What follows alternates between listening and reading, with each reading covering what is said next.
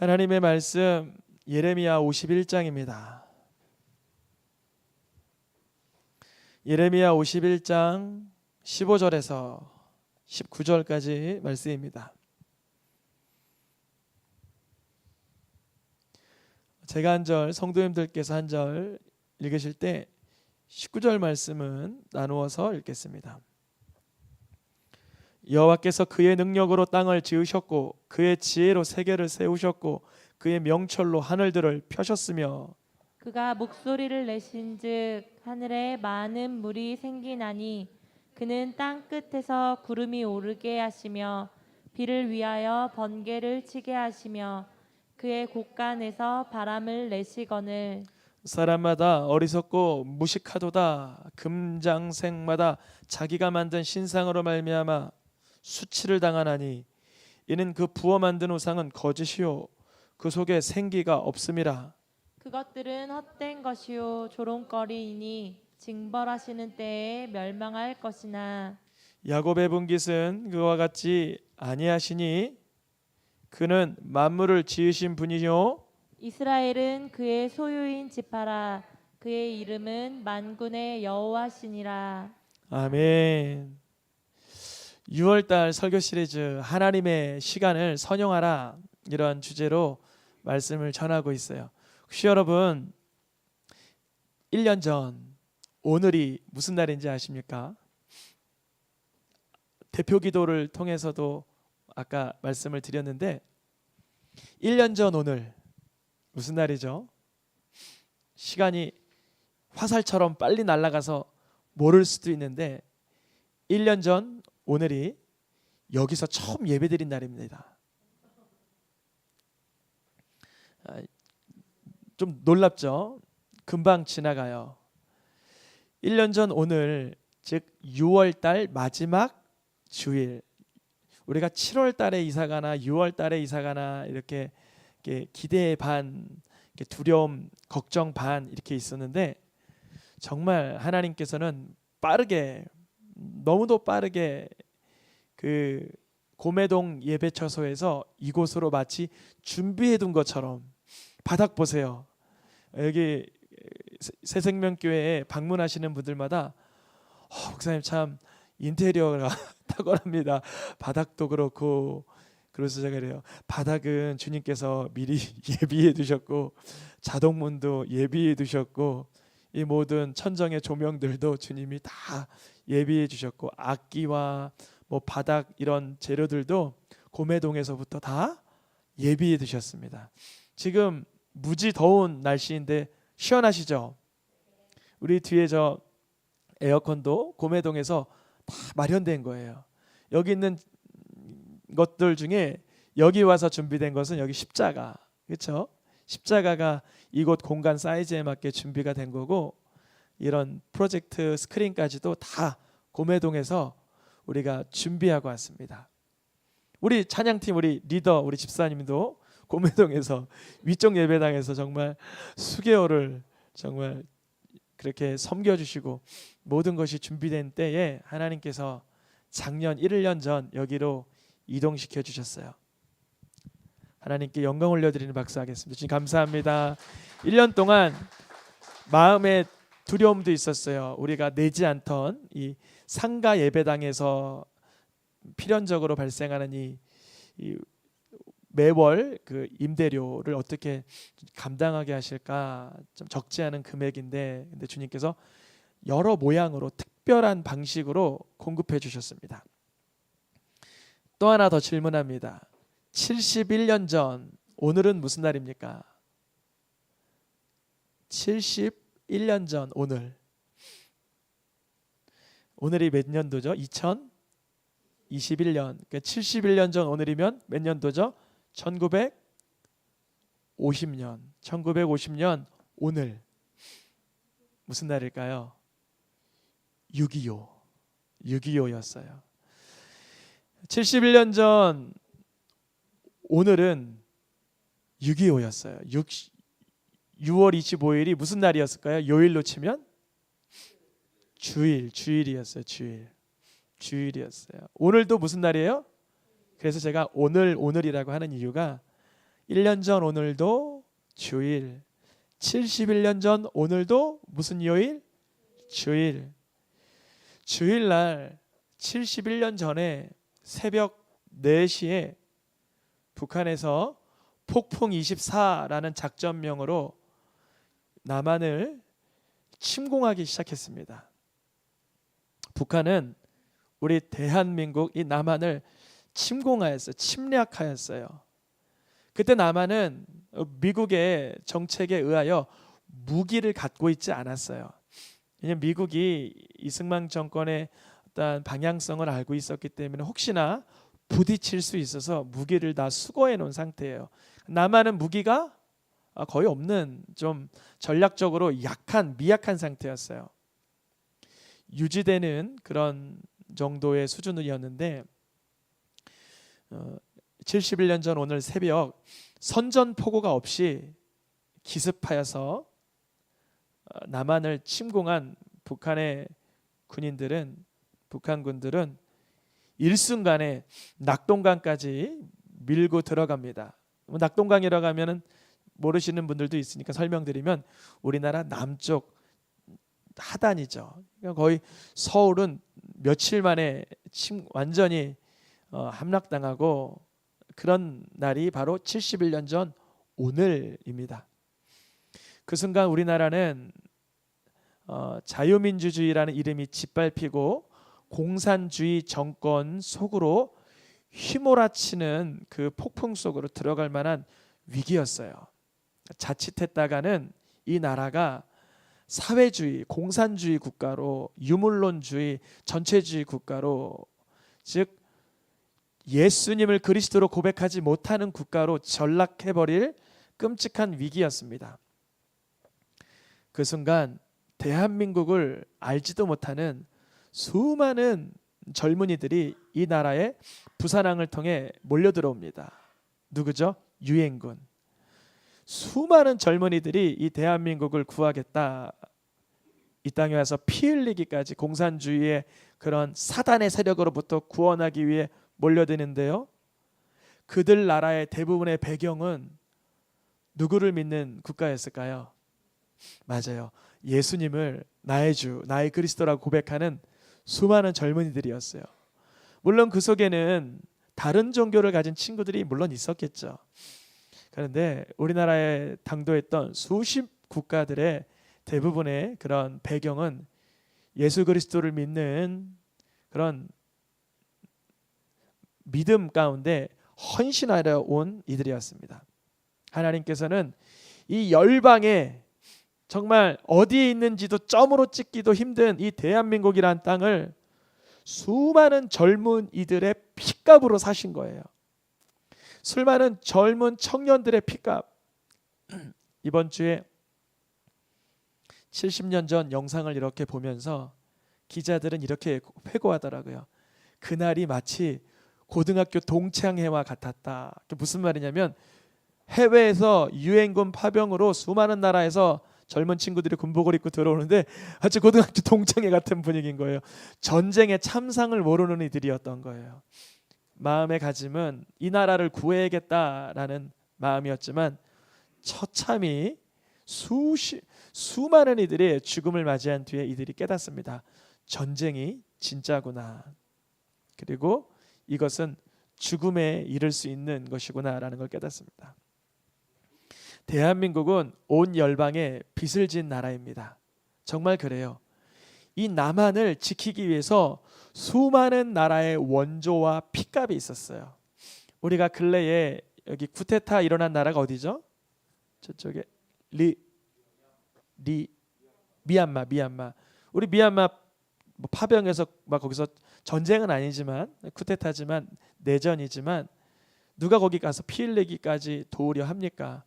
대한민국이 북한의 침공을 받았을 땐 하나님께서 역사의 주관자이시기 때문에 그 마음을 동하게 하시는 거예요. 특별히 인선 장적 작전을 끝까지 주장한 장군의 이름이 누구죠? 메가더. 우리 뭐 다 알고 있죠. 그 동상도 있으니까요. 그분이 전쟁통 중에도 하루에 한 장씩 하나님의 말씀을 읽었다 합니다. 예수님의 부활의 말씀을 늘 묵상했다고 합니다. 모든 사람들이 말리고 또 불가능하다라는 영역들을 하나님만을 신뢰하여서 서울을 다시 확보하는 데 성공합니다.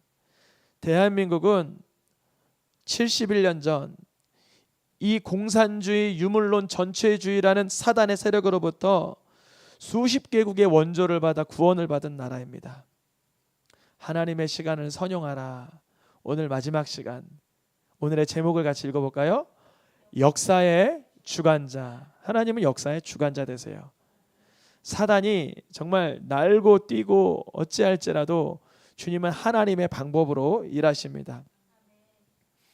국가의 위기, 나라의 존폐 속에서 하나님의 손길을 믿고 하나님의 뜻을 믿고 하던 그 나라의 젊은이들이 이 땅에 마치 하나님의 사람들로와 지켜 보호하여 주는데 피를 흘리며 쓰임받은 것입니다. 6.25 전쟁에 참전한 젊은이들의 이야기들을 그 참전비나 이렇게 기념관에 가보면 정말 눈시울이 붉어집니다. 저도 몇 해 전에 한번 독립기념관도 가보고 6.25 저쪽 어디죠? 거기 휴전선 근처에도 가봐서 그런 기념관들을 들어가 보면 너무나 가슴이 메어옵니다. 이 젊은 분들이 정말 자기의 그 젊은 가장 최고의 때에 피 흘리기까지 이 나라에 와서 도움을 준 것을 생각해 보면 참 감사합니다. 하나님 왜 그렇게 일하셨을까요? 대한민국을 열방의 헌신자로 쓰시길 원하십니다. 우리나라가 다시 복음으로 통일을 이루고 열방에까지 우리 젊은 친구들이 복음을 들고 나가기를 주님 원하시는 것입니다. 6.25 전쟁뿐 아니라 그 이전에 일제강점기, 그 이전에 저 임시정부 시절 때도 항상 열심을 갖고 나라를 위하여 독립을 위하여 광복을 위하여 수고한 사람들은 대부분 그 마음 가운데 하나님을 경외하는 사람들이었어요. 독립사람 33인 중에 과반수 이상이 다 예수님을 그리스도로 고백하는 크리스천들이었습니다. 하나님께서는 역사의 주관자로 일하십니다. 하나님의 사람들을 들어 쓰십니다. 우리 자녀들이 쓰임받기 원합니까? 그러면 우리 아이들이요 하나님을 경외하고 예수님을 주로 고백하는 사람으로 양육하면 주님이 일하실 줄 믿습니다. 오늘 본문 예레미야 51장 남유다 말미에도 그랬습니다.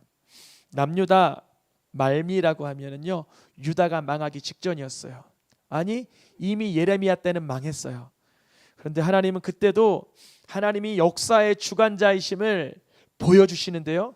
누구를 쓰시나? 예레미야를 쓰십니다.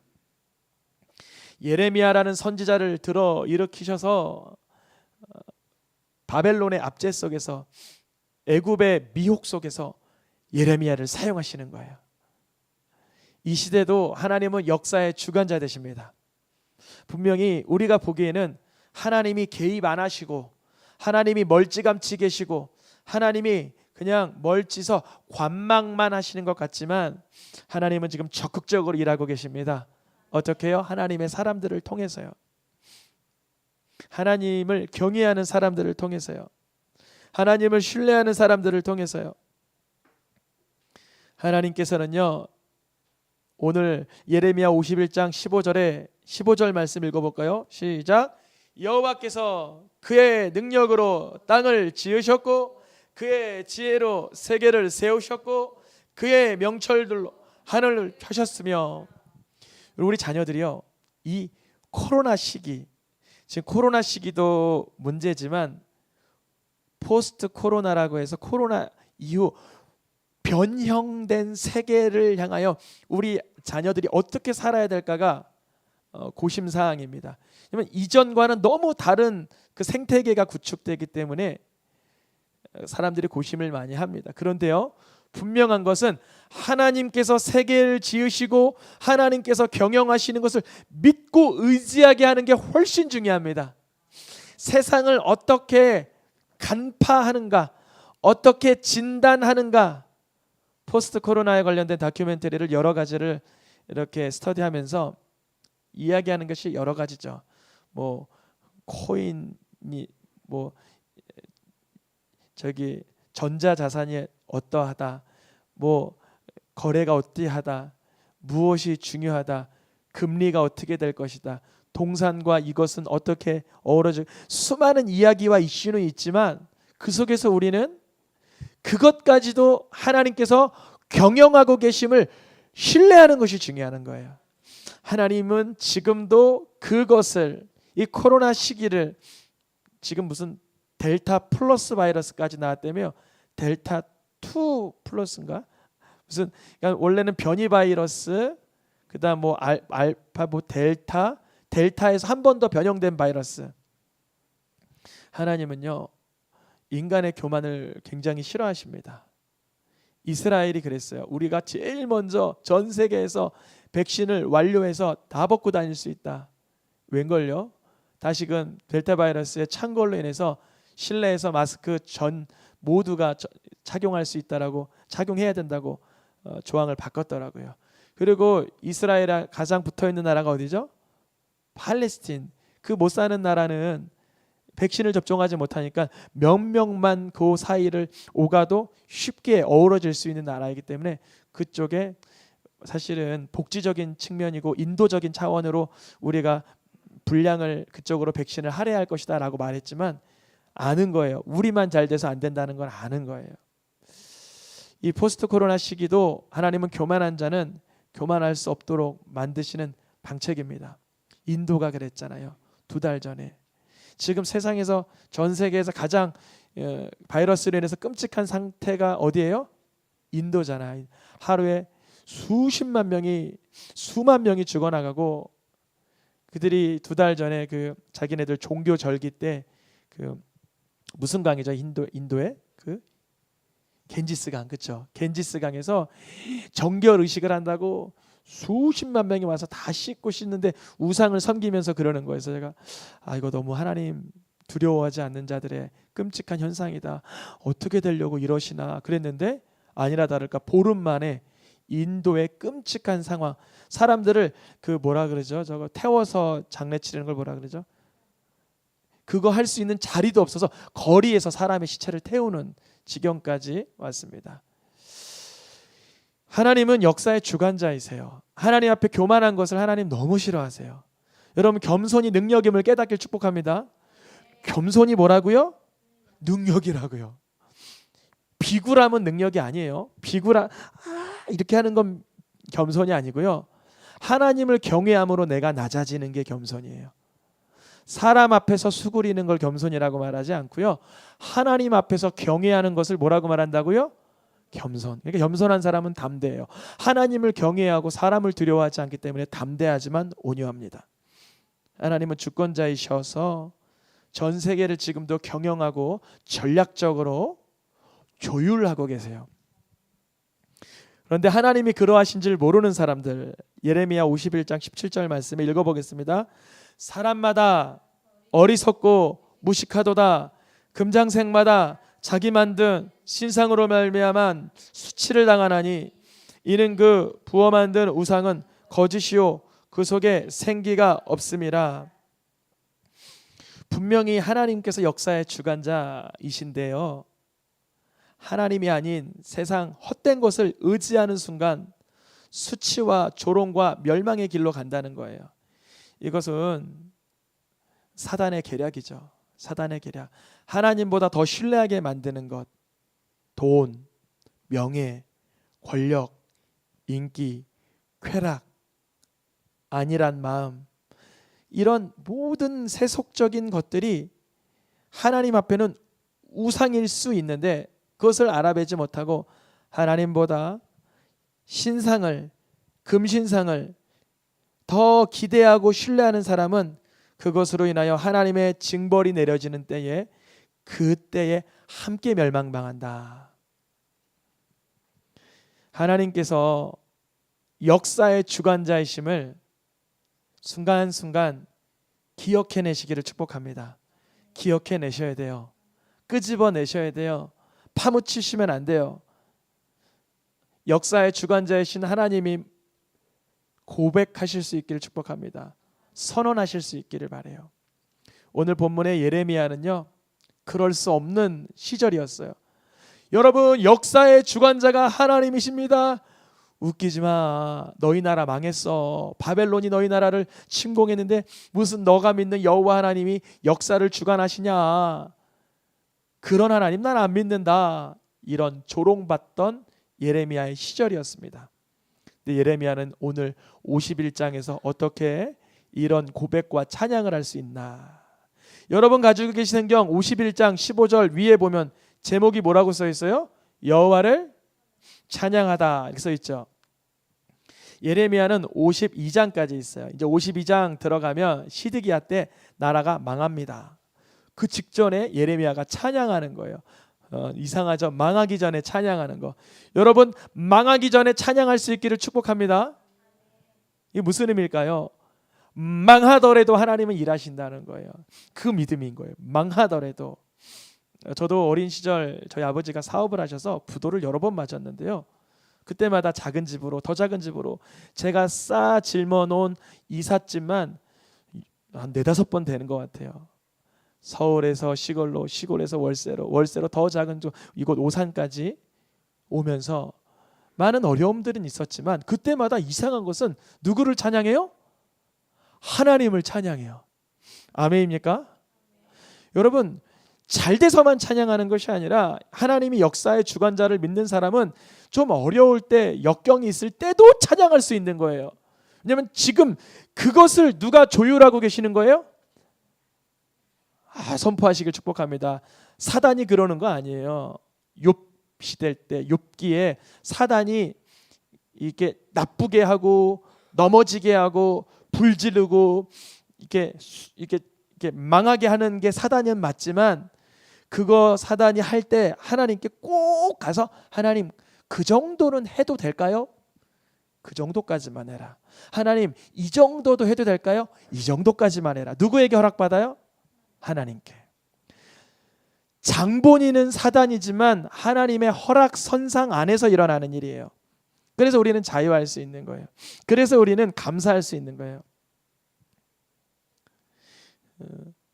역사의 주관자 되신 하나님을 믿는 사람은요, 하나님께서 지금도 다스리고 계심을 간파할 수 있기를 축복합니다. 예견하시고 여러분의 눈망울로 볼 수 있기를 축복합니다. 그것을 본 사람들이 성경에 여러 명 있는데요, 모세가 봤어요. 모세가요, 하나님은 온 세계 만물을 지으신 하나님이 맞으시군요. 가나안 땅도 들어가지 못했지만 모세가 홍해를 가르시는 하나님, 메추라기와 만나를 내리시는 하나님, 반석에서 물을 내시는 하나님, 놋뱀을 바라보며 치유하시는 하나님을 여러 번 경험하면서 하나님은 주관자이시구나, 역사의 주관자이시구나, 이걸 고백해내는 거예요. 자기는 가나안 땅 못 들어갔지만. 한나도 그래요. 한나라는 여인이 있었는데 아들이 없어서 늘 구사리 먹고 조롱받고 이렇게 너무 속상했는데 하나님께서 사무엘을 허락하시고 하나님의 능력으로 잉태함을 경험하고, 여러분 하나님의 능력으로 경험할 수 있기를 축복합니다. 내 힘으로 내 능력으로 안 되는 영역 있습니까? 자녀의 문제 있습니까? 사업의 문제 있습니까? 어떤 경영의 문제 있습니까? 저는요 사역자잖아요. 특별히 또 개척교회 목회자잖아요. 이번 주에 전도를 했는데 막 부끄러운 거예요. 오랜만에 전도하고 막 그러니까 이렇게 예수 믿으세요. 예전에 세게 했거든요. 예수 믿으세요. 그런데 오랜만에 전도하니까 좀 부끄러워서 어떻게 했냐면 부채 받아가세요. 그랬어요. 여러분 부채가 중요해요? 예수님이 중요해요? 근데 제가 죄송해요. 예수 믿으세요가 안 나오는 거예요. 이제 부끄러운 고백입니다. 예수 믿으세요 그래야 되는데 예수 믿으세요 안 되고 부채 받아가세요. 그러니까 너무 스스로 부끄러워가지고 예수도 못 전하는 목사. 근데 하나님은 역사의 주관자이십니다. 그렇게 조금씩 열게 하시더니 어떤 사람을 만나는데 교회가 어디 있어요? 그러는 거예요. 저기 자동차 파는데 2층에 있어요. 너무 행복한 거예요. 막 물어보시니까. 우리 예전에 고매동에 1년 전에 있을 때는 교회 설명할 수 있어요? 너무 힘들잖아요. 산을 지나오셔야 되는데 믿음 카센터를 지나서 우회전을 하면 무슨 빌라가 있는데 저 멀리 보면 십자가가 하나 보일 듯 말듯 하는데 파란색 지붕인데 그게 집인 줄 아시죠? 그거 교회입니다. 이래야 돼요. 아니 심지어 눈앞에 교회가 있는데도 교회가 어디 있어요? 그래. 이게 교회예요. 아니 교회 말이죠. 이게 교회라고요. 그러면 이게 교회예요. 그러잖아요. 근데 여기 와서 전도하기가 좋은 게 너무나 가까운 곳에 있으니까 사람들이 저기 오시라고. 그러니까 부채 하나만 더 두셔도 돼요. 우리 어떤 집사님께서 기증하신 부채인데 한 200개 남았어요. 애기도 주고 아빠도 주고 엄마도 줘라. 그러니까 너무 기뻐하시는 거예요. 한나의 기도 속에서 한나는 자기의 조롱받던 시절을 뒤로하고 하나님의 일하심을 보고 있는 거예요. 여러분 우리 삶 속에서 저도 전도하지 못하고 조롱받고 부끄러워서 부채 받아가세요 그러다가 조금씩 열어주심을 경험하는 거예요. 여러분의 삶 가운데도 하나님의 주권자 되심을 경험하시길 축복합니다. 다윗도 그랬어요. 다윗이 역대상 29장에 인생 말미에 뭐라고 고백합니까? 역대상 29장 말씀입니다. 같이 노란 글씨 말고 볼까요? 시작. 천지에 있는 것이 다 주의 것이로소이다. 여호와여 주권도 주께 속했사오며 주는 높으사 만물의 머리 되심이. 다윗이요 도망갈 때도 있었고 숨어 지낼 때도 있었고 미친 짓 할 때도 있었고 그랬어요. 근데요 다윗이요 인생 뒤안길을 돌아보니 하나님이 주인이신 것을 고백해내는 거예요. 하나님은 역사의 주관자이심을 모세처럼 다윗처럼 한나처럼 고백해내시기를 축복합니다. 성경의 사건들을 봐도 그래요. 하나님이 역사의 주관자예요. 하나님이 한 번 일하시면 그 스케일이 보통이 아닌데요.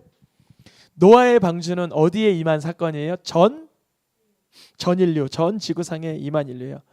여호수아하고 히스기야에게 마음 달래주고 용기를 북돋아 줄 때는 태양과 달과 천체들을 움직이셨어요. 베드로가 무리를 걷게 할 때는 예수님은 그 중력의 법칙을 거스려서 일하셨어요. 오병이어를 사용하실 때는 질량의 법칙을 넘어버리셨어요. 포도주의 사건, 물이 변하여 포도주가 될 때는 화학 법칙도 넘어서 버리셨어요. 나사로와 병자들을 살리시고 일으키실 때는 죽음의 법칙, 질병까지도 무너뜨려 버리셨어요. 여러분 하나님이 주권자 되심을 믿고 누리고 신뢰하고 경험하시길 축복합니다. 우리에게 왜 병을 줄까요? 우리에게 왜 아픔을 줄까요? 그것을 이기는 예수 그리스도의 이름의 능력을 사용하라는 거예요. 어제 어떤 스님의 간증을 들었어요. 누구의 간증이요? 스님이면서 불교에서 높은 고위직까지 갔던 스님인데 예수님으로 개종을 했어요. 왜 개종했냐면 이거예요. 부처는 죽음의 문제를 가르칠 때 죽음의 덧없음, 어쩔 수 없는 우리가 당면한 문제임을 직면시켜주는 데서만 그치는데 예수님은 죽음을 어떻게 하는 걸 가르치셨어요? 이기는 거. 아멘입니까?